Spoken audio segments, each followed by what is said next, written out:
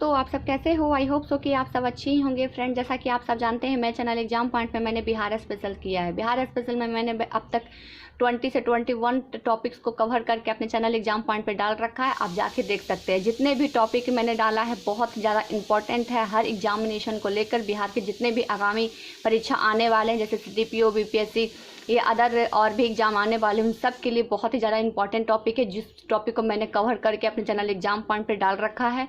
और जैसा कि आप जानते हैं कि मैं बिहार स्पेशल बता रही हूँ, तो बिहार स्पेशल में मैंने बिहार के हिस्ट्री को बताना शुरू किया है और टाइमलाइन के थ्रू शुरू किया था।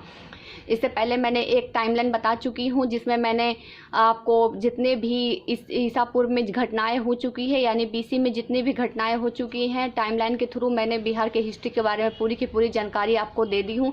आज मैं बिहार के जो हिस्ट्री है यानी टाइमलाइन ऑफ बिहार है, उसका सेकंड पार्ट्स लेकर आई हूँ। इसमें मैं 320 AD से लेकर 1360 AD तक का पूरा का पूरा कवर कर दूंगी कि 320 AD से शुरू होकर 1360 AD यानी ईस्वी में AD और BC मैंने आपको बताया था। मैं भी थोड़ा सा आपको समझा दूंगी। 320 AD से लेकर 1360 AD तक का मैं जितने भी इंपॉर्टेंट घटनाएं हुई है, सारे के सारे चीज़ मैं आपको इस टाइमलाइन के थ्रू आपको समझा दूंगी। ये बहुत ही अच्छा तरीका है। अगर हिस्ट्री के बारे में आप टाइमलाइन के थ्रू अगर जान जाएंगे तो आपको बहुत ही ज़्यादा ईजी हो जाता है। जैसा कि मैंने आपको बताया कि मैंने इससे पहले वाले वीडियो में मैंने आपको बता दिया था। देखिए, अगर आप लोगों ने पहले वाला वीडियो नहीं देखा है तो ज़रूर जाकर देखिएगा। इसमें मैंने बिहार का टाइमलाइन में यहाँ पे साफ साफ लिख दिया था कि इसमें कवर होगा 1 लाख BC से लेकर 58 BC तक का पूरा मैंने आपको बता दिया था। और आज मैं ये पार्ट 1 था, आज मैं जैसे इसका सेकंड पार्ट्स लेकर आई हूँ। और सेकंड पार्ट्स में मैं आज बताने वाली हूँ आपको 320 AD से लेकर 360 AD तक। अब चलिए मैं आपको थोड़ा सा बता देती हूँ AD और BC होता क्या है। सबसे पहले तो आप ये समझ लीजिए कि जैसा कि आप जान रहे हैं कि हिस्ट्री को 3 पार्ट्स में बांटा गया है। मैंने आपको कल भी बताया था, आज भी मैं थोड़ा सा बता देती हूँ कि जो नए स्टूडेंट मान लीजिए नए वीडियो देखते हैं तो उनको पता चल जाएगा। तो देखिए, हिस्ट्री को 3 पार्ट में बांटा गया, पूरा पाषाण काल, मध्य पाषाण काल, नव पाषाण काल, एशियंट, मेडिवल और मॉडर्न। अब देखिए, मैं इसमें कुछ चीज़ बता देती हूँ आपको ताकि आपको इजी समझ में आ जाए। ये मेरा खुद का नोट्स है, मैं उसी नोट्स से आपको बता रही हूँ। तो देखिए, जो मैं आपको बता रही हूँ, देखिए यहाँ पे लिखा लेखन का आधार पर इतिहास, जैसे कि मैंने आपको बताया। तो देखिए, एक है प्रो ऐतिहासिक, फिर आद ऐतिहासिक और ऐतिहासिक काल। प्रो ऐतिहासिक काल में इसमें पढ़ना लिखना कुछ भी नहीं था, यानी कि सबसे पहले जब प्रो ऐतिहासिक काल एशियन शुरू हुआ, कुछ भी पढ़ना लिखना नहीं था, कुछ भी नहीं था। आद ऐतिहासिक काल में लिखा हुआ था लेकिन हम पढ़ नहीं पाते थे। और ऐतिहासिक काल यानी मॉडर्न में जिसमें लिखा हुआ भी है और अच्छे तरीके से पढ़ भी पाते हैं। तो ध्यान रखिए, सबसे पहले पढ़ा नहीं जा सकता था, दूसरा में लिखा हुआ था लेकिन पढ़ नहीं सकते थे, और थर्ड में लिखा हुआ भी है और पढ़ भी सकते हैं। तो ये मैंने आपको बता दिया था। अब मैं आपको बता देती हूँ AD और BC क्या होता है। AD और BC मैंने कल भी बताया था, अभी भी बता देती हूँ। तो देखिए, AD और BC सबसे आप समझिए कि ईसा मसीह को जन्म को शून्यकाल माना जाता है। BC का मतलब होता है बिफोर क्राइस्ट, AD का मतलब होता है after Christ. Before Christ Isa Masih के जन्म से पहले, और AD का मतलब ईसा मसीह के जन्म के बाद। जो ईसा मसीह का जन्म होता है उसे शून्यकाल माना जाता है। शून्यकाल यानी कोई भी इसमें डेट नहीं, शून्यकाल। और ईसा मसीह के जन्म से जो पहले होता है यानी कि घटते क्रम की ओर बढ़ेगा, और ईसा मसीह के जन्म के बाद अगर कोई पैदा होता है तो बढ़ते क्रम की ओर जाएगा, यानी उसकी जो आयु की गणना होगी आगे की ओर बढ़ेगा। और ईसा मसीह के जन्म से पहले जो हुआ है, जो भी पैदा हुए हैं वो घटते की ओर जाएंगे। यानी कि महात्मा बुद्ध या फिर महावीर हैं, जिनका जो कालक्रम है वो जीवन काल है, वो घटते की ओर जाएगा। यानी ईसा मसीह से पहले वो जन्म लिए थे तो घटते की ओर जाएगा। और जो हम लोग के कालक्रम होते हैं, हम लोग अपने जीवन के गणना करते हैं तो वो हम लोग बढ़ते की ओर करते हैं। हम लोग अपने इयर्स को बढ़ते आगे की ओर चलते हैं। तो यही होता है AD और BC। इस पे मैंने एक अलग से ही वीडियो बनाया हुआ, आप मेरे चैनल एग्जाम पॉइंट पे जाकर देख सकते हैं। तो मैंने जैसे आपको बताया कि 3 पार्ट्स में हिस्ट्री को बांटा हुआ है, पूरा पाषाण काल, मध्य पाषाण काल, नव पाषाण काल, जैसे एशियंट हिस्ट्री, दूसरा मेडिवल और तीसरा मॉडर्न।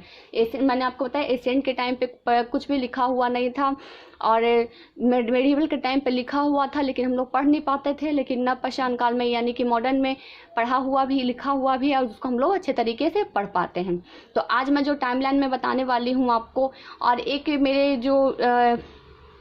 मेरे सब्सक्राइबर हैं, उन्होंने मुझे कमेंट करके बोला कि मैम त्राम पाषाण काल क्या होता है। तो देखिए, त्राम पाषाण काल जो होता है, मान लीजिए ये जो युग चल रहा है, उस युग में सबसे पहले तो आप जान रहे हैं कि सबसे पहले जो मानव द्वारा खोज किया गया था वो तांबा का खोज किया गया था। तांबा को 5000 ईसा पूर्व पहले, ईसा पूर्व मैंने BC यानी ईसा पूर्व मतलब BC और ईस्वी मतलब AD, तो ईसा पूर्व पहले ताम्रपाषाण का यानी तांबा का खोज किया गया था और सबसे पहले मानव द्वारा इसी को काम में लाया गया था। तो कोई ऐसी धातु जो उसी काल में बहुत ज़्यादा अधिक मात्रा में उपयोग में लाई जा रही है, उसी युग को ताम्रपाषाण युग कहते हैं, जिसमें हड़प्पा संस्कृति से कुछ चीज़ों मिले हुए, कुछ अवशेष मिले हुए रहते हैं, उसी को ताम्रपाषाण कहते हैं।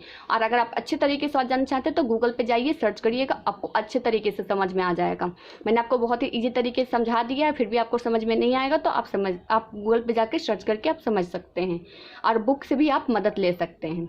तो जैसे कि मैंने बता दिया आपको कि ताम्रपाषाण किसी भी वस्तु को ज़्यादा उपयोग किया, जैसे कि सबसे पहले तांबा का उपयोग सबसे ज़्यादा किया गया था, क्योंकि सबसे पहले तांबा का ही खोज किया गया था। देखिए मैं आपको बता देती हूँ अपने नोट्स से भी, मैंने इसको अपने नोट्स में लिखा हुआ है, तो देखिए मैं आपको दिखा देती हूँ। देखिए धातु आधार पर लिखित मैंने लिखा पाषाण युग, स्टोन एज यानी धातु युग। सबसे पहले तांबा का खोज किया गया था मोटोपोशिया इराक में। ये मेरा खुद का नोट्स है, मैं खुद एक बीपीएससी के स्टूडेंट हूँ, ये मेरा नोट्स है, उसी से मैं बता रही हूँ। और दूसरा कांस्य युग धातु का खोज किया था सिंधु घाटी सभ्यता में। और तीसरा लोहे के खोज हुआ था, साम्राज्य विस्तार हुआ था, यानी कि लोहे के खोज होने के बाद साम्राज्य विस्तार होने लगा। लोहे की खोज होने लगी तो फिर बड़े बड़े हथियार बनाने गए और हथियार बना के दूसरे राज्य पे अधिपत्य जमाने के बाद बड़े बड़े साम्राज्य का विकास होने लगा था। तो यही ताम्रपाषाण युग होता है, जिस युग में तांबे का खोज हुआ और उसी धातु को ज़्यादा उपयोग करने लगा, उसे ताम्रपाषाण युग कहते हैं। तो चलिए अब हम लोग शुरू करते हैं टाइमलाइन ऑफ बिहार। जैसा कि मैंने आपको बताया कि मैंने जितने भी ईसा पूर्व यानी कि BC में जितनी भी घटनाएं हुए थे उसको मैंने इससे पहले वाले वीडियो में मैं कवर कर दिया। आज मैं आपको AD में बताऊंगी। AD यानी कि ईस्वी, उसे हम ईसा पूर्व कहते हैं और इसे ईस्वी में कहते हैं। तो चलिए सबसे पहले जैसे कि मैंने आपको बताया कि देखिए मैंने लिखा है, सबसे पहले आप देख लीजिए, ऊपर लिखा है टाइम लाइन ऑफ बिहार, यानी बिहार के महत्वपूर्ण ऐतिहासिक तिथियाँ, बिहार का इतिहास और टाइमलाइन, बिहार का संक्षिप्त में इतिहास, ऐतिहासिक कालक्रम, यानी कि बहुत ही शॉर्ट तरीके से हम लोग बिहार के इतिहास के बारे में जान जाएंगे। आप ध्यान रखिएगा, आप इंडियन हिस्ट्री को नहीं जान रहे बल्कि इंडियन हिस्ट्री में बिहार के हिस्ट्री को जान रहे हैं। और इस टॉपिक से शुरू करने से पहले मैं एक बात बता देना चाहती हूँ, कभी भी आप इतिहास को डेट के लेके किसी के साथ झगड़ा मत करिएगा, क्योंकि कभी कभी क्या होता है हर बहुत सारे जैसे कि बने हुए हैं बुक, तब बुक में अलग अलग डेट मेंशन किए रहते हैं। तो कभी भी डेट को लेकर आप झगड़ा मत करिए, क्योंकि ना हमने अभी देखा है ना आपने देखा है कि इतिहास में क्या हुआ है, बस जो बुक में लिखा हुआ है वही सही है। इसलिए डेट को लेकर कभी भी आप इतिहास के डेट को लेकर झगड़ा नहीं करिएगा, और कभी भी उसके रिलेटेड कुछ भी अगर आता है तो उसको समझने की कोशिश करिएगा, न कि एक मान लीजिए कि जैसे कि गौतम बुद्ध का मैं एग्जांपल बता देती हूँ। जैसे गौतम बुद्ध का है 2 डेट दिखाया जाता है, उनका जन्म और मृत्यु का, लेकिन अभी तक एग्जाम में ऐसा कुछ भी ऐसा पूछा नहीं जाएगा आपसे जिसमें डेट में प्रॉब्लम होता है, उसे कभी भी आयोग आपसे पूछा नहीं जाता है। तो चलिए हम लोग सबसे पहले शुरू करते हैं बिहार का टाइमलाइन के बारे में। देखिए मैंने इसको बहुत ही आसान भाषा में लिख दिया है कि अगर कोई पढ़े तो उन्हें आसान भाषा में समझ में आ जाए कि मैं क्या बताने वाली हूँ। तो देखिए बिहार का टाइमलाइन इस वीडियो में कवर होगा 320 AD से लेकर 360 AD तक का बिहार का इतिहास, यानी हिस्ट्री ऑफ बिहार को पूरे की पूरी टाइमलाइन के थ्रू कवर कर दूंगी। इससे पहले जो मैंने आपको कवर किया था, देखिए यहाँ पे लिखा हुआ है बिहार का टाइमलाइन इस वीडियो में कवर होगा 1 लाख ईसा पूर्व, यानी BC से लेकर 58 BC तक मैंने पूरा कर दिया था। आज मैं आपको बताने वाली हूँ AD, यानी कि अब हम लोग AD में आ चुके हैं, BC खत्म हो चुका है। तो देखिए सबसे पहले जो मेरा आ रहा है इस टाइमलाइन में, बिहार के टाइमलाइन में सबसे पहले जो दिख रहा है वो है देखिए 320 से लेकर 335, यानी 320 से लेकर 335 तक चंद्रगुप्त प्रथम का शासन रहा। किसका रहा? तो चंद्रगुप्त प्रथम का शासन रहा। अब देखिए चंद्रगुप्त प्रथम, इसके बारे में थोड़ा सा जान लीजिए। तो देखिए चंद्रगुप्त प्रथम गुप्त वंश का तृतीय किंतु प्रथम स्वतंत्र एवं शक्तिशाली राजा था। गुप्त वंश था, गुप्त वंश का तृतीय राजा था, लेकिन ये बहुत ही शक्तिशाली नरेश था। इसी ने गुप्त संवत को प्रारंभ किया। इसका अधिपत्य दक्षिण बिहार से लेकर पश्चिम बंगाल पर था, दक्षिण बिहार से लेकर पश्चिम बंगाल पर था, तथा इन्होंने लिच्छवी की राजकुमारी कुमार देवी से विवाह किया तथा चंद्रगुप्त प्रथम समुद्रगुप्त को अपना उत्तराधिकारी बना दिया था। यानी चंद्रगुप्त के बाद इसका उत्तराधिकारी समुद्रगुप्त है। यह भी टाइमलाइन सबको पता चल जाएगा। जैसा कि मैंने आपको बताया चंद्रगुप्त प्रथम शासनकाल रहा कब, 320 से लेकर 335 तक रहा। इसी बीच में 320 में ही ने गुप्त संवत का आरंभ किया, जैसा कि मैंने अभी आपको बताया। फिर देखिए 335 से लेकर 380 तक समुद्रगुप्त का शासन रहा। जैसा कि आप जान रहे हैं कि चंद्रगुप्त का उत्तराधिकारी समुद्रगुप्त हुआ। अब समुद्रगुप्त के बारे में जान लीजिए, इनका जो शासनकाल रहा चंद्रगुप्त प्रथम, मैंने चंद्रगुप्त नहीं बोल रही, चंद्रगुप्त प्रथम बोल रही हूँ। तो देखिए 335 से लेकर 380 तक, यानी 335 से लेकर 380 तक समुद्रगुप्त का शासनकाल रहा। अब समुद्रगुप्त कौन था, तो चंद्रगुप्त प्रथम का उत्तराधिकारी था। तो देखिए समुद्रगुप्त को भारत का नेपोलियन कहा जाता है, यानी भारत का नेपोलियन किसे जाना जाता है, तो समुद्रगुप्त को जाना जाता है। तथा यह गुप्त राजवंश के चौथे शासक था। कितने, तो चौथे। जैसे कि ये तृतीय शासक हुआ चंद्रगुप्त प्रथम, उसी तरीके से समुद्रगुप्त चौथे शासक हुआ। तथा समुद्रगुप्त के पिता चंद्रगुप्त थे और माता रुक्मार देवी थी। जैसा कि मैंने आपको बताया कि चंद्रगुप्त प्रथम का उत्तराधिकारी समुद्रगुप्त थे, तो चंद्रगुप्त इसका पिता हुए और इनकी माता कुमार देवी जो लिच्छवी की राजकुमारी थी। अब नेक्स्ट टाइमलाइन देखिए 380 से लेकर 415, 380 से लेकर 415। ये देखिए चंद्रगुप्त द्वितीय विक्रमादित्य का शासनकाल रहा। किसका, तो चंद्रगुप्त द्वितीय विक्रमादित्य का शासनकाल रहा। चंद्रगुप्त द्वितीय को विक्रमादित्य के नाम से जाना जाता है, यानी चंद्रगुप्त द्वितीय वे यहाँ प्रथम था, यहाँ द्वितीय। देखिए ये विक्रमादित्य के नाम से जाना जाता है। इनका पूरा नाम हो गया चंद्रगुप्त द्वितीय विक्रमादित्य का शासनकाल। यह समुद्रगुप्त का बेटा था। किसका था, तो समुद्रगुप्त का बेटा। चंद्रगुप्त प्रथम का बेटा समुद्रगुप्त, समुद्रगुप्त का बेटा चंद्रगुप्त द्वितीय विक्रमादित्य था। तथा इनके समय में चीनी बौद्ध यात्री फाहियान भारत आया था। देखिए फाहियान भारत आया था। देखिए मैंने यहाँ लिखा 405 से लेकर 411 तक, जैसे इसका शासनकाल 415 तक रहा। उसी बीच 411 में फाहियान भारत में भ्रमण करने आया था। फाहियान एक चीनी बौद्ध यात्री था। वो भारत घूमने आया था, भारत भ्रमण करने आया था। तो कब आया था, जो 411 में, 405 से लेकर 411। जबकि चंद्रगुप्त द्वितीय का विक्रमादित्य का जो शासनकाल है 380 से लेकर 415 तक था। तो इसी के बीच में ये चंद्रगुप्त द्वितीय के शासनकाल में ही फाहियान भारत भ्रमण करने आया था, जो एक चीनी बौद्ध यात्री था। अब नेक्स्ट देखिए 415 से लेकर 455 तक, 415 से लेकर 455 तक इसके बारे में जानिए। तो इसके बारे में देखिए कुमारगुप्त प्रथम का शासनकाल रहा। कुमारगुप्त, अभी कुमारगुप्त देखिए तो ये इन्होंने ही नालंदा विश्वविद्यालय की स्थापना की थी। जो नालंदा विश्वविद्यालय है अभी बिहार में, उसी विश्वविद्यालय की स्थापना किसने किया था, तो कुमारगुप्त है। मुझे क्वेश्चन बताने की जरूरत आपको नहीं पड़ेगा, क्योंकि अगर आप प्रीवियस ईयर का क्वेश्चन बना रहे होंगे तो आपको एक एक चीज पता चल रहा होगा कि सारे क्वेश्चन आए हुए हैं। तो देखिए कुमारगुप्त प्रथम का शासनकाल 415, फाहियान जाने के बाद देखिए 415 से शुरू हुआ, यानी कि चंद्रगुप्त द्वितीय के जहाँ पे खत्म शासनकाल वहाँ पे इन हुआ था, वहीं से 415 से लेकर 455 तक कुमारगुप्त प्रथम का शासनकाल रहा और इन्होंने नालंदा विश्वविद्यालय बनाया था। अब चलिए थोड़ा सा इनके बारे में जान लेते हैं। तो देखिए कुमारगुप्त ये गुप्त राजवंश का राजा था तथा इसने अपनी राजधानी पाटलिपुत्रा थी, जो आज वर्तमान समय में पटना के रूप में बिहार की राजधानी है। यानी कि पाटलिपुत्रा जो राजधानी थी वो बिहार की अभी राजधानी बनी हुई तथा इन्होंने नालंदा विश्वविद्यालय की स्थापना की थी। जैसा कि मैंने आपको बताया कि कुमारगुप्त प्रथम एक गुप्त राजवंश का राजा था। उन्होंने नालंदा विश्वविद्यालय की स्थापना की थी। इसके साथ उन्होंने अपनी राजधानी पाटलिपुत्रा को बनाई थी, जो अभी वर्तमान में पटना है और बिहार की राजधानी अभी पटना बनी हुई है। तो चलिए अब नेक्स्ट देखिए, नेक्स्ट टाइमलाइन देखिए 455 से लेके 467। इसमें 467 देखिए 67 यानी 467 ये स्कंदगुप्त का शासनकाल रहा। ये भी गुप्त वंश का शासक है। कौन, ये भी जो है वो गुप्त वंश का शासक काल है। इसमें कुछ खास, अब इसमें कुछ जो इम्पोर्टेंट है वो मैं आपको बता देती हूँ। तो देखिए इसमें जो ये है कि इन्होंने हुनों का आक्रमण प्रारंभ हुआ था, यानी कि जो हुनों का आक्रमण हुआ था वो स्कंदगुप्त के शासनकाल में ही हुआ था। स्कंदगुप्त का शासनकाल देखिए 455 से लेकर 467 था। 455 में ही हुनों का आक्रमण हुआ था, यानी हुनों का आक्रमण से बचाया था। स्कंदगुप्त के टाइम पे ही हुनों का आक्रमण हुआ और हुनों का आक्रमण से बचाने वाले तो स्कंदगुप्त ही रहे थे। अब नेक्स्ट देखिए 467 से लेकर 494 तक। इसमें बुद्धगुप्त का शासन रहा। ये भी गुप्त, सारे के सारे जो आ रहे हैं वो गुप्त वंश के आ रहे हैं। तो ये देखिए 467 से लेकर 494 तक गुप्त वंश का शासनकाल रहा।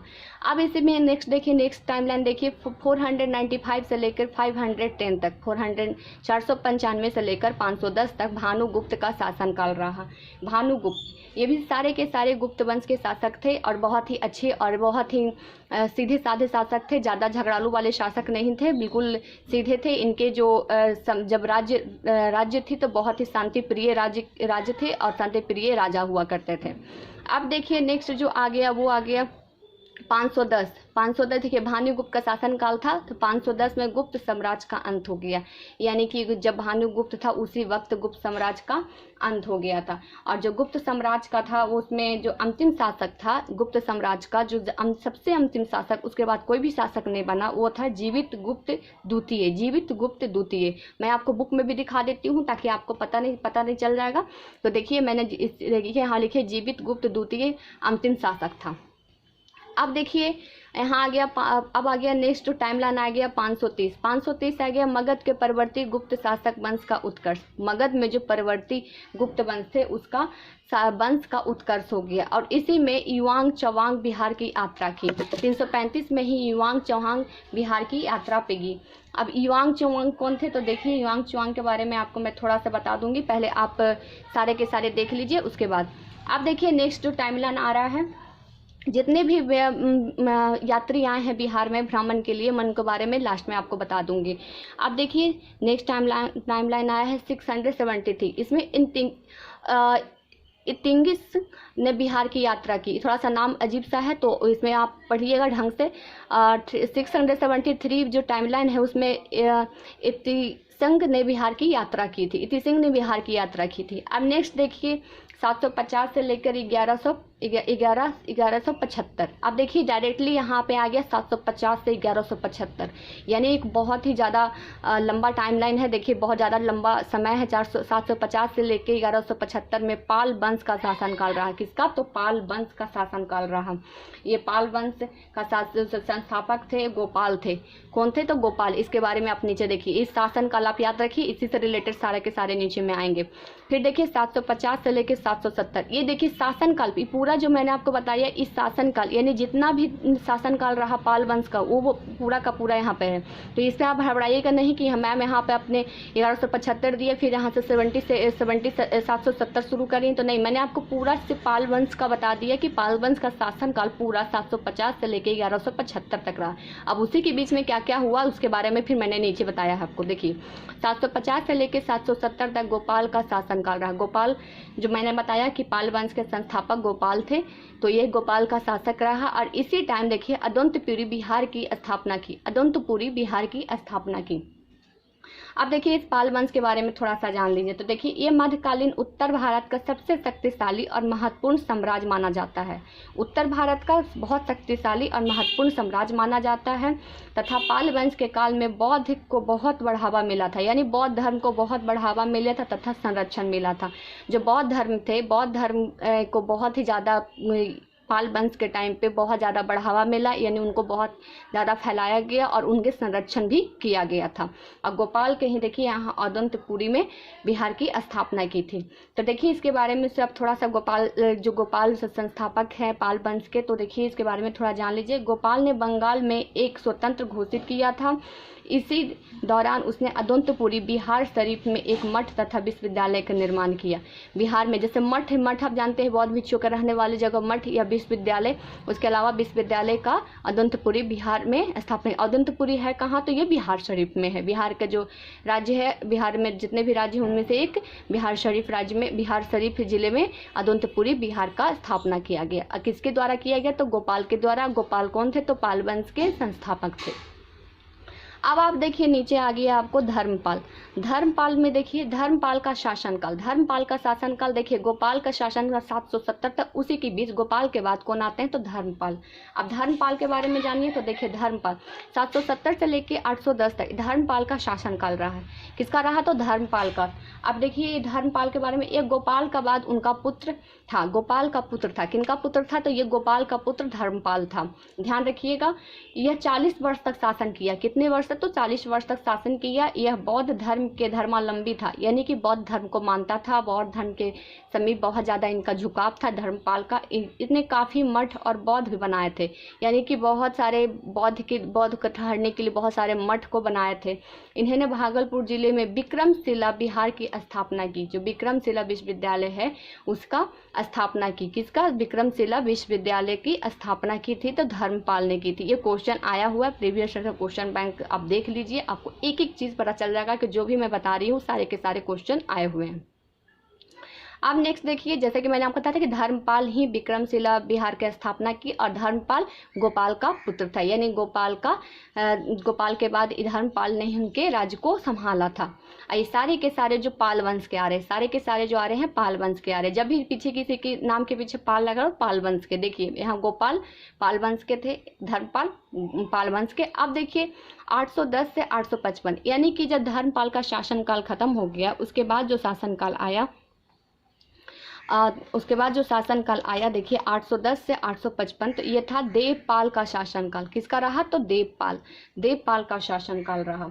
अब देवपाल कौन था? तो देखिए देवपाल धर्मपाल का बेटा था। किसका था? धर्मपाल का बेटा। जैसे गोपाल का बेटा, जैसे पाल वंश के संस्थापक गोपाल हुए, गोपाल वंश में सबसे पहले पाल वंश में जो राजा हुए वो गोपाल वंश के बाद उनके जो बेटा धर्मपाल आया, धर्मपाल के बाद उनका जो बेटा संभालने के लिए पाल वंश को आया वो था देवपाल।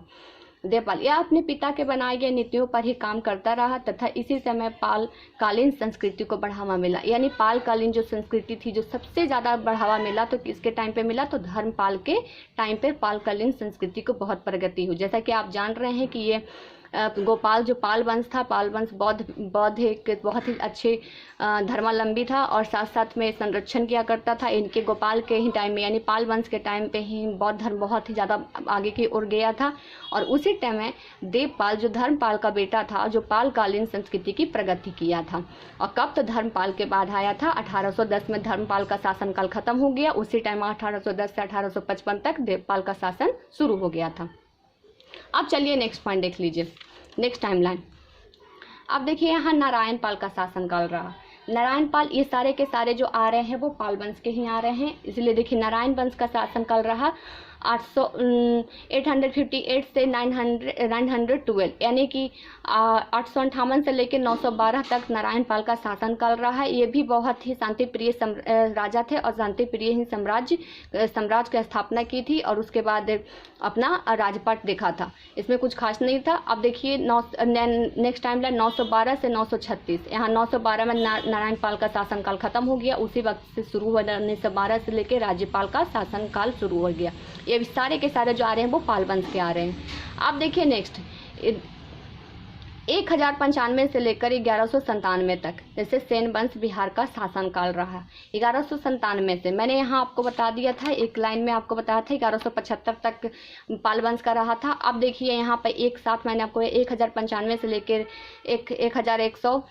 1197 में सेन वंश का बिहार का शासनकाल रहा। यानी सेन वंश में बिहार में शासनकाल रहा था। बिहार में सेन वंश का किसका शासनकाल रहा था? तो बिहार में तो सेन वंश का हुआ था। अब नेक्स्ट देखिए यहाँ पे सेन वंश के बारे में अगर थोड़ा सा जान लेते हैं हम लोग, तो देखिए सेन वंश का राजा लक्ष्मण सेन था। इसी के शासनकाल में इब्न बख्तियार खिलजी 12वीं शताब्दी के अंत बिहार और बंगाल पर कूच किया था तथा नालंदा एवं विक्रमशिला जो प्राचीन विश्वविद्यालयों को लूटा और ध्वस्त किया था। लूटा और साथ साथ में उसको ध्वस्त भी कर दिया तथा ये तुर्क अफगान शासकों के अधीन बिहार और बंगाल का प्रथम अधिनिधि था। इसी के टाइम पे सेन वंश के टाइम पे ही जो इब्न बख्तियार खिलजी था वो आगमन किया था। अभी देखिए आपको टाइमलाइन में आगे पता चल जाएगा। अब देखिए 1097 से लेकर 1098 तक ये उत्तर बिहार में कन्नाट वंश का उदय हुआ। देखिए कन्नाट वंश का संस्थापक नन्नदेव था। कौन था? तो नन्नदेव था। कन्नाट वंश का संस्थापक नन्नदेव था। ये एक महान शासक था तथा इसका पुत्र गंगदेव एक योग्य शासक बना। जो पुत्र था कन्नाट वंश का जो शासक था वो नन्नदेव था और नन्नदेव का जो पुत्र था वो था कन्नाट वंश। और ये कन्नाट वंश जो था वो शासनकाल मिथिला के स्वर्ण युग कहा जाता है। जो कन्नाट वंश था मिथिला की ओर ज़्यादा झुकाव था और मिथिला को यहीं से स्वर्ण युग कहा जाता है। आप ध्यान रखिएगा, कन्नाट वंश उत्तर बिहार में शुरू हुआ। कन्नाट वंश के संस्थापक नन्नदेव थे और नन्नदेव का जो उत्तराधिकारी हुआ, उनका बेटा हुआ वो गंगदेव था। अब देखिए 1108 में इमाम ताज फ़कीरी द्वारा मनेर में निवास ग्रहण किया। इमाम जो ताज फ़कीरी द्वारा मनेर की ओर आए और वहीं पे अपना निवास ग्रहण कर लिया। अब ये देखिए इनके बारे में थोड़ा सा जानिएगा, अब आगे मैं बता दूंगी मिलाकर आपको। अब देखिए यहाँ पे 1197 से लेकर 1198, यहाँ देखिए 1197 से लेकर 1198, जैसे कि आप देखिए सेन वंश के टाइम पे ही इब्ने बख्तियार खिलजी आया था, मैंने आपको बताया। तो वहीं पे देखिए 97 यहाँ पे है। तो देखिए 1197 से लेकर 98 यानी 1 साल इब्ने बख्तियार खिलजी लक्ष्मण, यहाँ पे लक्ष्मण होगा, लक्ष्मण इब्ने बख्तियार खिलजी ने लक्ष्मण की सेना को पराजित हुआ तथा बिहार में तुर्क सत्ता को स्थापित किया। कि किसका स्थापित किया? तो देखिए इब्ने बख्तियार खिलजी ने लक्ष्मण की सेना को पराजित किया और बिहार में तुर्क सेना को स्थापित किया। अब इब्ने बख्तियार खिलजी यानी कि जैसे सेन वंश के जो संस्थापक थे वो थे लक्ष्मण सेन। कौन थे? तो वो लक्ष्मण सेन। और इन्हीं के टाइम पे यानी 1197 में सेन वंश के टाइम पे इब्ने बख्तियार खिलजी आया था और जो नालंदा विक्रमशिला विश्वविद्यालयों को जितने भी उसमें बहुत सारे बुक्स हुआ करते थे उसको जला दिया। जलाने के बाद उसको तोड़ फोड़ कर चला गया था। आप देखिए नेक्स्ट, यहाँ देखिए 1290 से लेकर 1381, 1290 से लेकर 1381 बिहार में सुप्रसिद्ध सूफी संत मखदूम सफुद्दीन यहमा मनेरी की जीवन काल रहा। यानी कि यहमा मनेरी का जीवन काल, मखदूम सफुद्दीन यहमा मनेरी का जीवन काल 1290 से लेकर 1381 तक रहा। अब ये देख लीजिए, इनके बारे में थोड़ा सा आपको बता देती हूँ। यह बिहार के बहुत ही प्रसिद्ध संत थे, बिहार के बहुत ही बड़े प्रसिद्ध संत थे। यह फिरदौसी संप्रदाय से थे। किससे थे? ये फिरदौसी संप्रदाय से थे तथा बिहार में फिरदौसी सिलसिला के सबसे अधिक लोकप्रिय था तथा इसकी दरगाह बिहार शरीफ में स्थित है। जो बिहार में सूफी संत मखदूम सफुद्दीन यहमा मनेरी का जीवन काल 1290 से 1381 तक रहा। ये बिहार के बहुत ही प्रसिद्ध संत थे और ये फिरदौसी संप्रदाय के थे। जैसे कि आप जानते हैं कि संप्रदाय जानते हैं कि बहुत सारे संप्रदाय होते हैं, तो वो संप्रदाय में से एक फिरदौसी संप्रदाय जो थे, ये बिहार शरीफ में इनका दरगाह भी बनाया गया है। बिहार में बहुत ही ज़्यादा फेमस था, तो वो कौन सा संप्रदाय फेमस था? तो फिरदौसी संप्रदाय फेमस था। इससे भी क्वेश्चन आए हुए प्रीवियस का क्वेश्चन बैंक उठा के आप जरूर देख लीजिएगा। नेक्स्ट टाइमलाइन देखिए, जैसे कि आ गया आपको 1324 से लेकर 1325। गयासुद्दीन तुगलक ने उत्तर बिहार का अभियान चला। गयासुद्दीन तुगलक वंश का जो राजा, तुगलक वंश का ही एक राजा था गयासुद्दीन ने उत्तर बिहार का अभियान चला और इसने कन्नाट वंश का अंत किया। वही कन्नाट वंश जिसमें उत्तर बिहार में कन्नाट वंश का उदय किया गया था 1197 से लेकर 197 से लेकर 1098 तक। यहाँ पे जैसे मैंने आपको बताया था, देखिए 1097 से लेकर 1000 उत्तर बिहार में कन्नाट वंश का उदय हुआ था। वही कन्नाट वंश का अंत कर दिया गया था। कन्नाट वंश का मैंने जैसे बताया था कि नंददेव थे संस्थापक और उनका बेटा गंगदेव था। और यहीं पे कन्नाट वंश गयासुद्दीन तुगलक ने बिहार पे आक्रमण किया। आक्रमण करने के बाद कन्नाट वंश का अंत कर दिया। अब नेक्स्ट देखिए टाइमलाइन जो सबसे लास्ट है,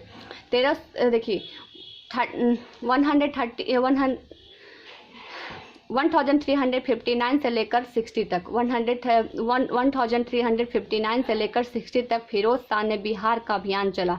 किसका? तो फिरोज शाह का अभियान चला और ये झारखंड के क्षेत्र में तुगलक सैनिक की कार्रवाई हुई, यानी झारखंड के क्षेत्र में इनका आक्रमण था, इनका अभियान चला था और वहीं पे सैनिकों के द्वारा कार्रवाई की गई थी फिरोज शाह तुगलक का। तो ये जो टाइमलाइन आज खत्म हुआ, ये कहाँ तक खत्म हुआ? तो 60 तक, यानी 1360 तक आके ख़त्म होगा। जो पूरे के पूरे आपको जो मैंने टाइमलाइन बताया बहुत ही ज़्यादा इम्पॉर्टेंट है। और मैंने यहाँ पे आपको बताया था कि जो बिहार में आने वाले यात्री हैं उनके बारे में मैं आपको बताऊंगी। तो चलिए मैं उसके बारे में बता देती हूँ आपको, जो बिहार में कौन कौन से यात्री आए थे। जैसा कि सबसे पहले मैंने आपको यात्री का नाम बताया था, यहाँ पे आया था यात्री आए थे फाहियान जो आया था वो चंद्रगुप्त द्वितीय विक्रमादित्य के शासनकाल में आया था। यहाँ पे जो देखिए आपको अगर दिख रहा है तो यहाँ पे मैं अच्छा से आपको दिखा देती हूँ। देखिए चंद्रगुप्त द्वितीय विक्रमादित्य के टाइम पे जो शासनकाल में रहा था वो फाहियान घूमने आया था। इसके बारे में आपको मैं बुक से बता दूंगी। बुक में मेरे पास बुक है, मैं बुक से आपको बता देती हूँ ताकि आपको ईजी हो जाएगा। तो देखिए यहाँ पे, देखिए मैंने यहाँ पे साफ साफ आपको इससे पहले वाले जो टाइमलाइन में मैं बताया था आपको, मेगस्थनीज जी रहा था जिसने इंडिका नामक पुस्तक लिखा था और उसमें चंद्रगुप्त के बारे में पूरी के पूरे। तो देखिए इसमें जो आप बुक देख रहे हैं, बिहार में आने वाले विदेशी यात्री, इन चारों के सबसे पहले देखिए मैगस्थनीज, उसके बाद फाहियान, फिर हेंगसांग, इतिसिंग और राफलपिच, उसके बाद पीटर मुंडी। यानी कि जो मैंने अभी आपको बताया ये फाहियान के बारे में, तो फाहियान का देखिए एक चीनी यात्री था जो गुप्त सम्राट चंद्रगुप्त द्वितीय विक्रमादित्य के शासनकाल में आया था। तो वही चीज़ मैंने लिखा है, देखिए चंद्रगुप्त द्वितीय विक्रमादित्य के शासनकाल में फाहियान भारत में घूमने आया था। और इसके बाद मैंने एक और बताया आपको, इसमें जो चीनी यात्री आए थे युओंग चुआंग जो आए थे वो बिहार में उत्कर्ष यानी गुप्त काल जब चल रहा था तो युआंग चांग बिहार की यात्रा पर आए थे। आप जब ये बुक लीजिएगा तो आपको पता चल जाएगा इसमें। जैसा एक जो आए थे जिसका नाम था इति सिंह जो बिहार की यात्रा पे आए थे, वो देखिए इति सिंह के बारे में बता देती हूँ। तो देखिए यहाँ पे 17वीं शताब्दी में यह दूसरा चीनी यात्री था जो 1673 में भारत आया था। देखिए 1673, सेम चीज़ मैंने यहाँ भी लिखा है, 1673 में भारत आया था। नालंदा बौद्ध विहार में शिक्षा ग्रहण की थी। नालंदा बौद्ध विहार में शिक्षा ग्रहण, जैसे कि नालंदा विश्वविद्यालय को मैंने बताया कि नालंदा विश्वविद्यालय को कुमार गुप्त ने बनाया था। ये नालंदा विश्वविद्यालय बहुत ही ज़्यादा फेमस था। पहले सिर्फ 2 ही विश्वविद्यालय थे, एक नालंदा विश्वविद्यालय, एक तक्षशिला। और तक्षशिला विश्वविद्यालय और नालंदा, तक्षशिला विश्वविद्यालय अब उतना ज़्यादा वो रह नहीं गया, लेकिन अभी नालंदा विश्वविद्यालय बहुत ही अच्छे तरीके से बना हुआ है। और इसमें बहुत सारे लोग अपने देश और दूसरे देश से भी आते थे बौद्ध की शिक्षा ग्रहण करने के लिए। और बहुत सारे, इसी को नालंदा विश्वविद्यालय को सेन वंश के टाइम पे आकर जो जैसे सेन वंश के जो संस्थापक हुए थे लक्ष्मण सेन के टाइम पे, लक्ष्मण सेन से झगड़ा करके इब्ने बख्तियार खिलजी ने नालंदा विश्वविद्यालय को ध्वस्त कर दिया था और बहुत सारी किताबों को जला दिया था।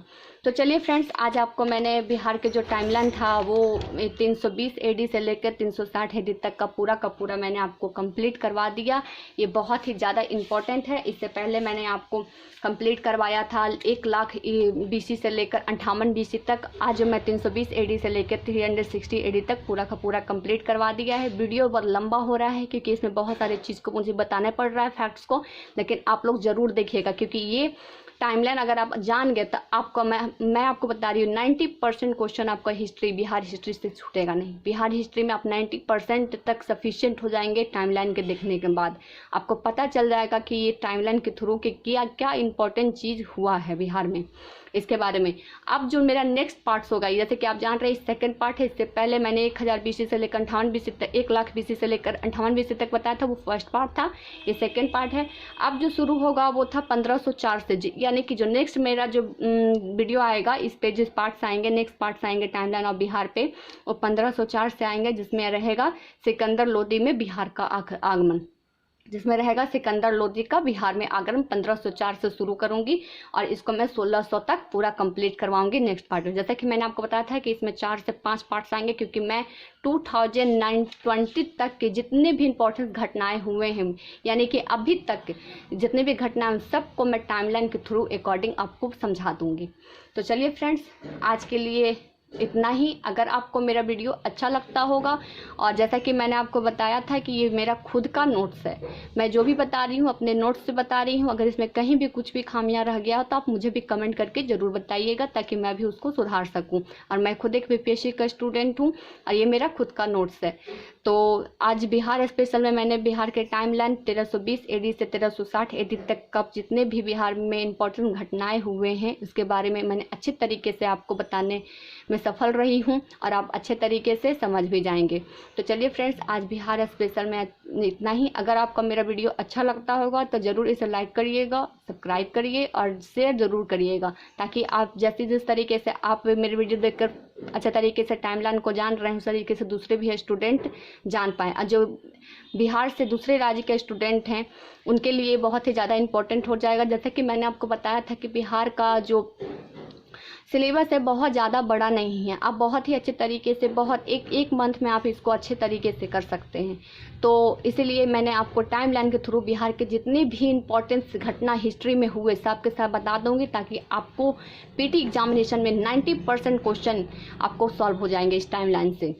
मैंने बिल्कुल इसी तरीके से पढ़ा है, वही चीज़ मैं आपको बता रही हूँ। अब जो मैंने आपको बताया कि 1504 से मैं नेक्स्ट जो मेरा पार्ट आएगा टाइमलाइन पे, वो 1504 से शुरू करके मैं 1600 तक पूरा का पूरा कंप्लीट कर दूँगी। तो चलिए फ्रेंड्स, आज बिहार स्पेशल में इतना ही। फिर कल नए टॉपिक, नए पार्ट्स के साथ, टाइमलाइन बिहार के नए पार्ट्स के साथ और नए जोश के साथ आपसे मुलाकात होगी। Thank you so much friends.